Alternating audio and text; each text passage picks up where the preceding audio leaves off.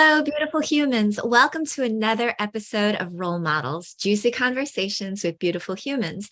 I'm Jennifer Norman, founder of the Human Beauty Movement and your host.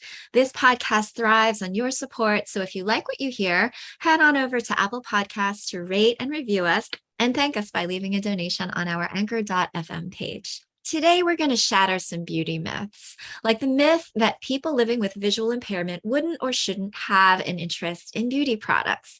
My guest today is Claire Sisk. Claire is registered blind, yet she is helping to educate the world on her disability as well as her passion for beauty. Her advocacy has garnered her 200,000 followers on TikTok, where she goes by the handle Can See, Can't See. Welcome, Claire. Thank you for having me.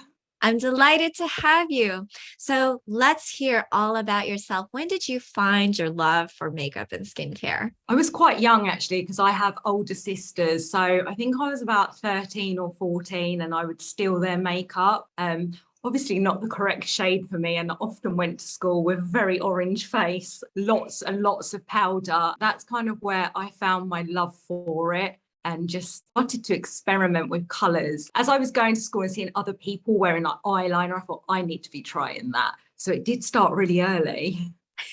It's always a fun thing when you're starting out and experimenting and you're just making a mess out of your face, but you love it anyway. You get better as you go along. Definitely. Now, in 2017, you were registered as blind after 2 strokes damaged your eyesight, leaving you to have to learn new ways to do everyday tasks. How did you adapt in terms of your beauty routines? So I had my strokes in 2009. So that period between sort of 2009 to 2017, I had progressive sight loss. And I was told that I was almost guaranteed that I would go fully blind. I'd always worn makeup and it had always been a huge part of my life. I used to do my friends' makeup. I used to do people's wedding makeup. Not that I was qualified, they just loved the way I did it. And I didn't want to lose that part of me whilst losing my eyesight. So I took the time to learn what products would feel like on my fingers, on the applicators I was using, what it'd feel like when I placed it on my skin. It was all lots of trial and error. And I would do it with my eyes closed and then open them, look in the mirror, think, oh, that's not quite right, let's try again. And I basically just perfected the look that I knew suited me, so that if I did go fully blind, I know I could do it without a mirror. And that is how I do my makeup today. Now, I saw a video of you on TikTok explaining how you can see, can't see, which is why your handle is Can See, Can't See. Can you describe that to our listeners?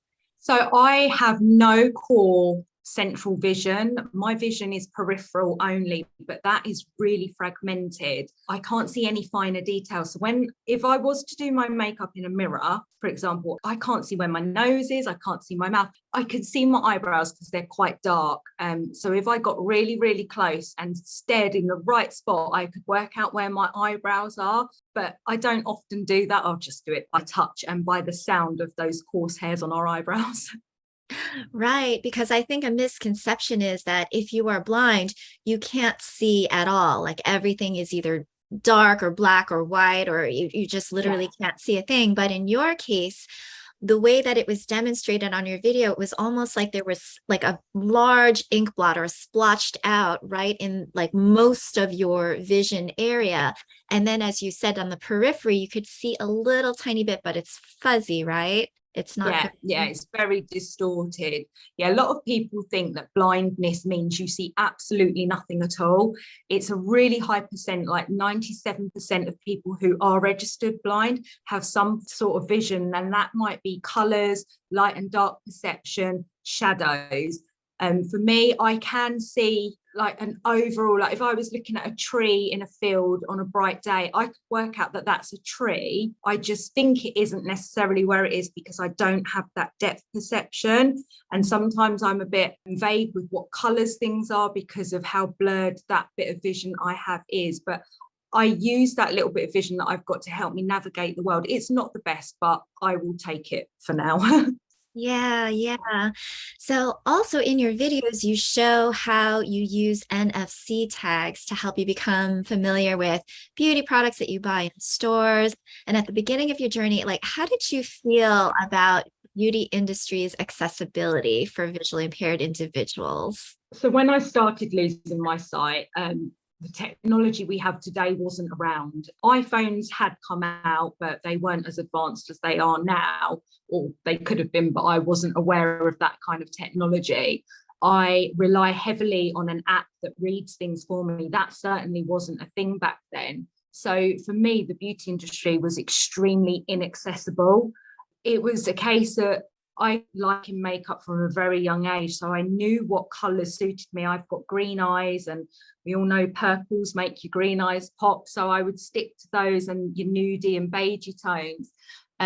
But to physically go into a store and be able to buy like an eyeshadow palette was becoming increasingly difficult because I could not work out what those colours were. And we all know on the backs their names are like, rose petal, but it might not be pink, it could be blue, or it could be called like, oh, I don't even know of a name, like it could be something like gunmetal, and you're like, well, what color is that? Is that a gray? Is that a black? Is it a blue?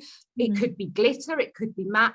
Those descriptions on the back are so vague that you've got no idea what the colors are that you're looking at, and it's constantly having to ask for help. But another thing that I experienced is depending on what store you go into will depend on kind of the way that they service you. Like if you go into a really busy makeup store in central London, they don't have the time to sit and talk you through what every single color in that palette or what way is best to use it. So you kind of buy in blind because you're just hoping for the best. So for a long time, I found it really inaccessible, and it almost made the experience upsetting for me because I couldn't see these colours. But I found a few products and a few makeup counters where the staff were absolutely incredible and would spend their time talking to me. And I know a lot of these people are on commission. They think, oh, she's only going to buy one thing. But actually, by you investing your time in me, I'm now going to buy more of your products because I'm truly grateful for the time that you are giving me to help me to be me and keep my passion for makeup. Yeah,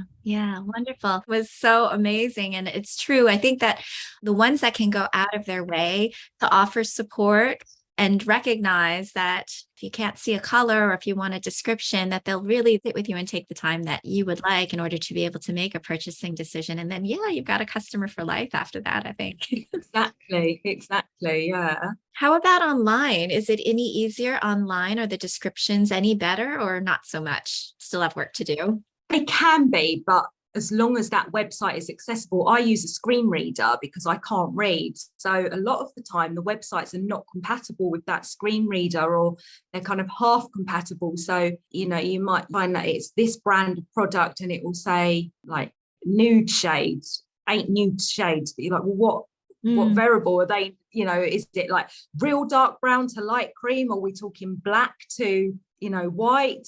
Which is it? And it's really difficult. I mean, as my sight loss was progressing, I could use a bit of remaining sight to see some of those colours, but online its colours aren't necessarily what they are when we see them in the flesh. They can look a bit different. So I do still prefer to shop in a shop where I can look at it myself and try it on. I find for myself that is something that is important. Well, we do love to celebrate those that are going the extra mile. So are there any brands that online or in stores that you've gone to that you've been like, these people are really killing it. They're doing a great job at serving? Definitely. Benefit Makeup, they're one of my favourites. I've got a local store that has a counter and she is phenomenal. But what I love about Benefit is I've always loved their blushes.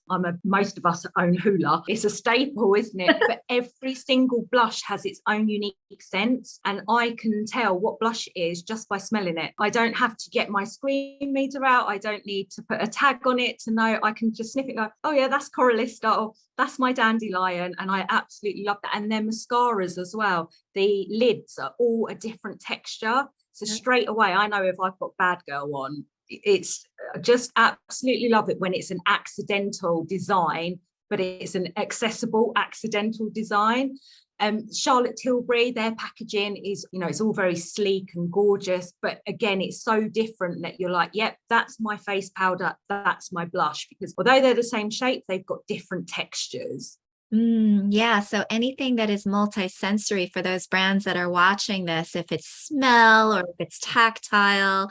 I did see another video from a different person who was saying that because of the embossing on palettes, sometimes she is able to tell what palette's what because of Yeah. the texture of the palettes. Mm-hmm. Yeah, MAC are very good with that when they bring out like their special edition things. And I've got a few eyeshadows that on the lids they've got raised lines on them. And I mean, they were another great brand. I actually was randomly just went into MAC in when I was on holiday in Las Vegas, and I was on a hen night, and I was just like, please, can someone just help me look really good for my friend's hen night? Like they didn't understand. I was like, oh, I just couldn't do my makeup this particular day. This guy spent over an hour on me. He was fabulous. I bought every single product because I was just like, wow, you've made me look like a movie star. I spent over $500.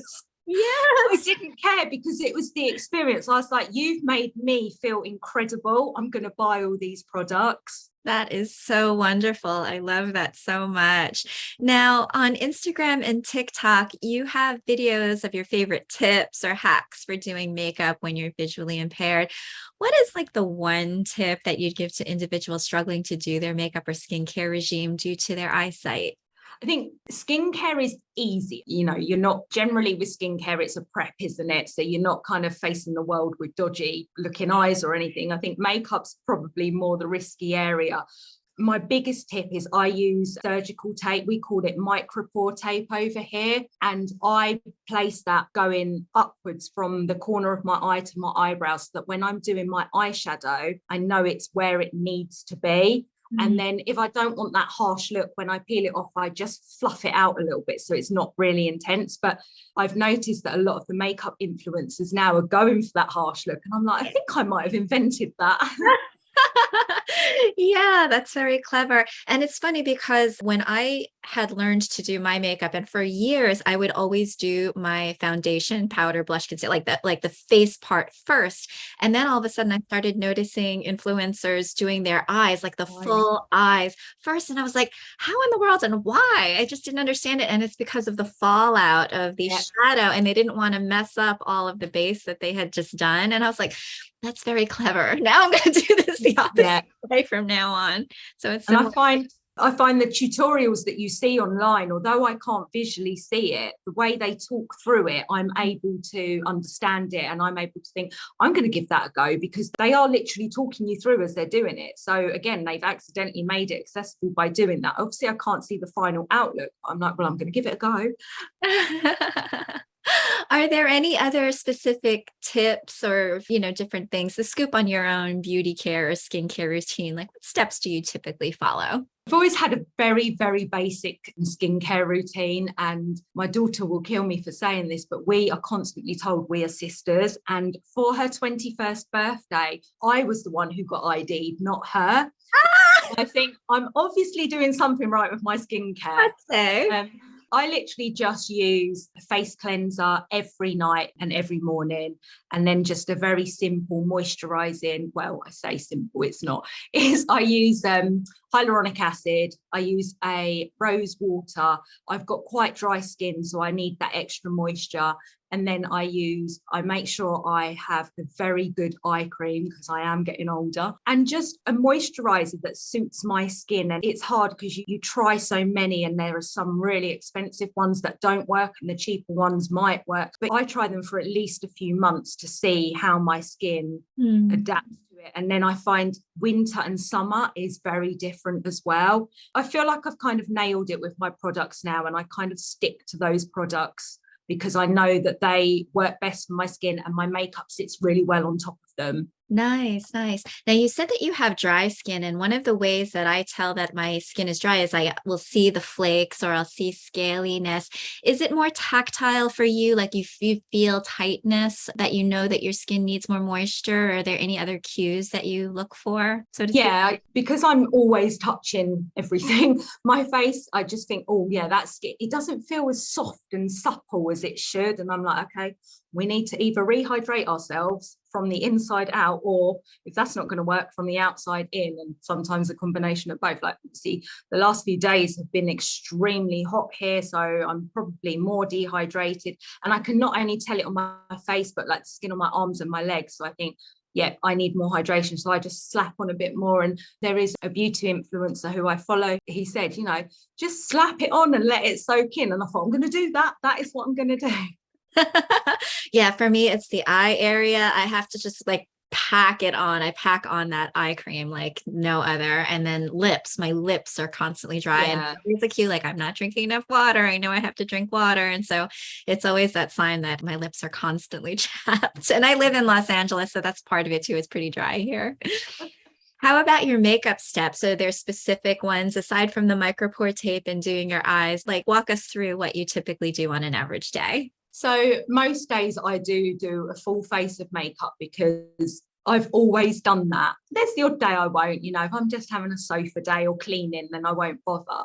But because I'm filming content every day, I want to look nice, because I kind of have this thing in my head that although I can't see what I look like, I want others to see that I can look nice, to break these misconceptions. Because I get an awful lot of comments saying, why do you bother wearing makeup when you can't see what you look like? And it's a bit like, well, it's not about what I look like, it's how I feel.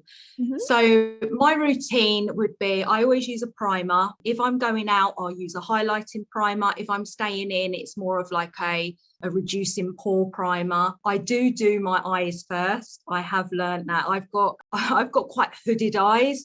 So for me, I do get a lot of fallout. So I will prime them and then set that with my powder, and then I will do my eyeliner. Eyeliner is probably the one thing that frustrates me the most. I'll either get it spot on or completely screw it up. It will never be an in between. It's one or the other.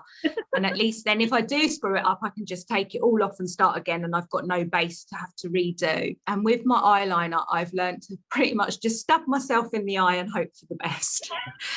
It's difficult to do. I haven't mastered liquid eyeliners. They're too wet.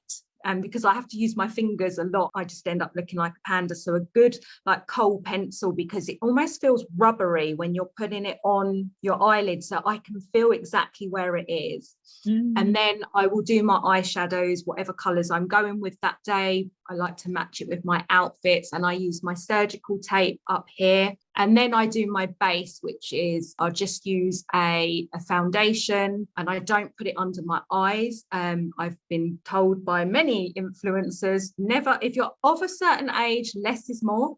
So I've been going with that.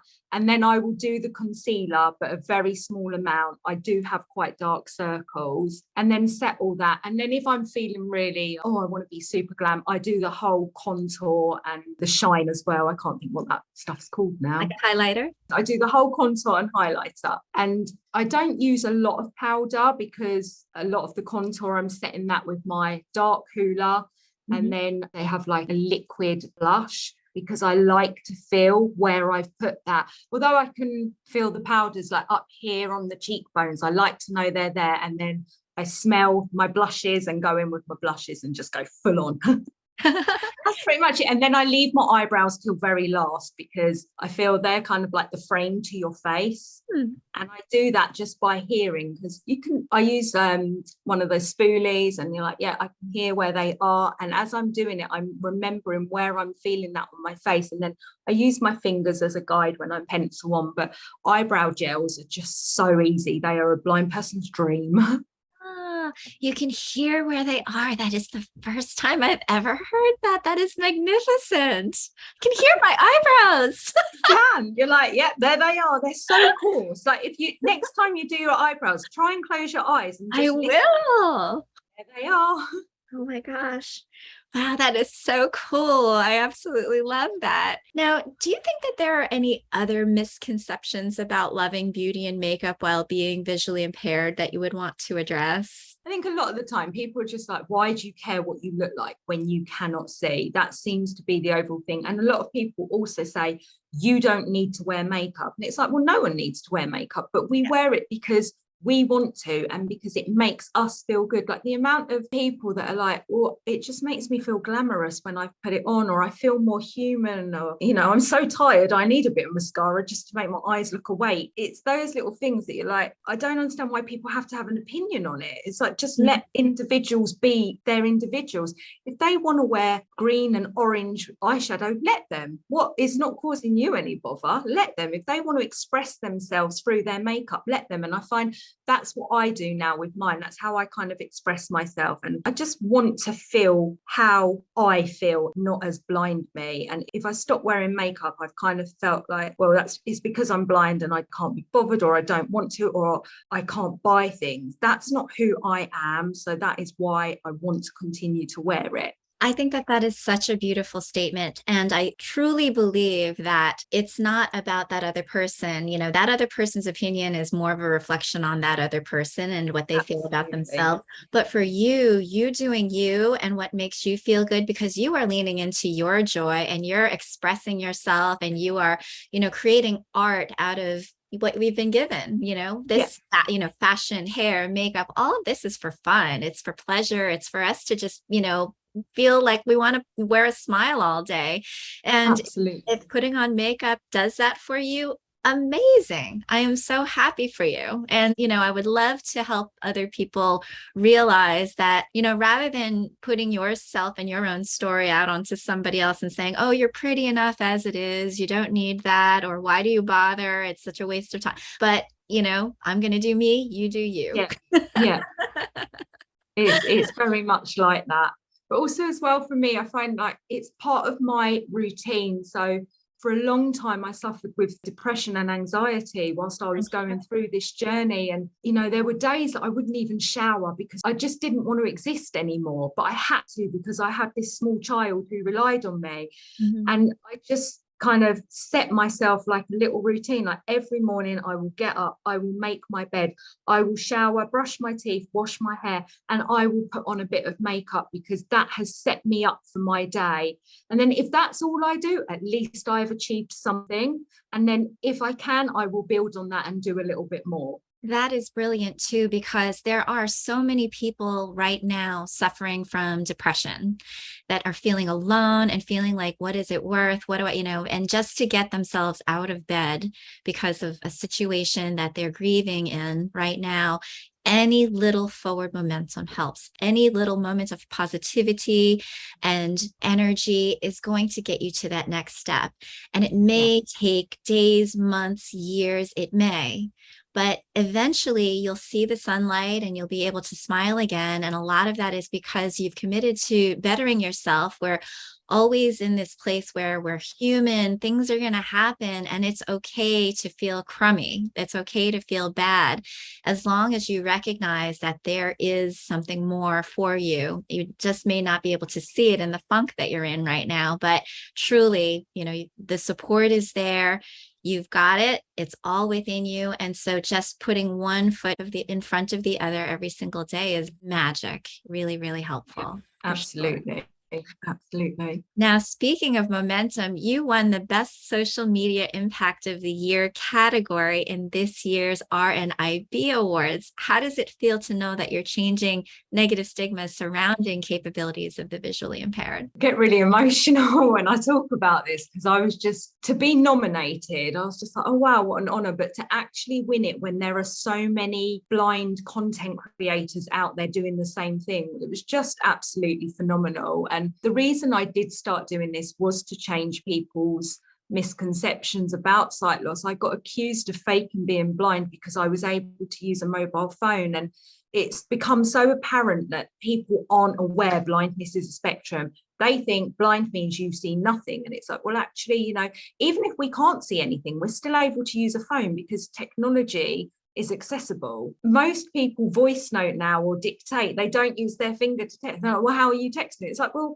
probably the same way you are. It's just my phone is telling me what button I'm pressing. It's saying dictation rather than me going, oh, there's the dictation button. And so to win that, I just felt completely honored. And it's amazing the following that I have built, because a lot of these people are not blind or visually impaired, but they want to learn because they want to know how they can help others. And I've had stories from friends of friends of friends who are like, oh, because I watched your video, I was able to help this person. So it goes beyond the social media. And I get so many messages every week, people thanking me. And I'm just like, well, I haven't really done anything. And they're like, well, you're giving me hope for my child, my husband, my mum, my dad, just by showing that there is life after sight loss. And I get really emotional because all I want to do is help people. I never had the support when I was going through sight loss. I had the support of my friends and family. They were incredible. But to actually speak to somebody who has gone through the journey that you're going through means more than anything, because you just want to know it's going to be okay. And I had no one to tell me that. And I thought, that's what I want to do. I want people to know it sucks. Don't get me wrong. It completely sucks that you can't see, but you can still live a fulfilled and happy life. Yeah, yeah. And what a role model you are, not only to everybody else, but most importantly, you've got an amazing family. You've got a loving husband, you've got 3 kids, is that right? Yeah, yeah. Yeah. And how is their visual situation? Are they fully sighted or is there visual impairment? I've got 3 children. 2 of them are my stepchildren, and then one is my biological daughter. So she has just started having her eyes checked out, and we touch wood that she's going to be okay. She does wear glasses. The problem with my diseases are they don't know what they are. They've never seen them before, so they don't really know what they're looking at. And we have undergone genetic testing, and they weren't able to find any rogue genes. So they will just keep an eye on her. And we touch wood that she is going to be okay. But if she's not, then, like I say, it will suck, but we know that she will be all right, because every day technology is changing. Every day medical science is changing. You never give up hope. And that's kind of the thing that I look at, is like, one day they could be able to restore my sight, but by the time that happens, I might be all right with it. I might say, do you know what? No, I'm good being blind. It's fine. This is my life now, and this is who I am. So I'm all right. I might say yes, but until that day comes, you don't know. That's exactly true. Well, thank you so much for all of the inspiration that you are shining throughout this world. I'm so happy that we're also going to be able to share it on Role Models, our podcast here. And I will be continuing to follow your journey, Claire. Thank you so much. Oh, thank you so much for having me. It's been lovely to speak with you.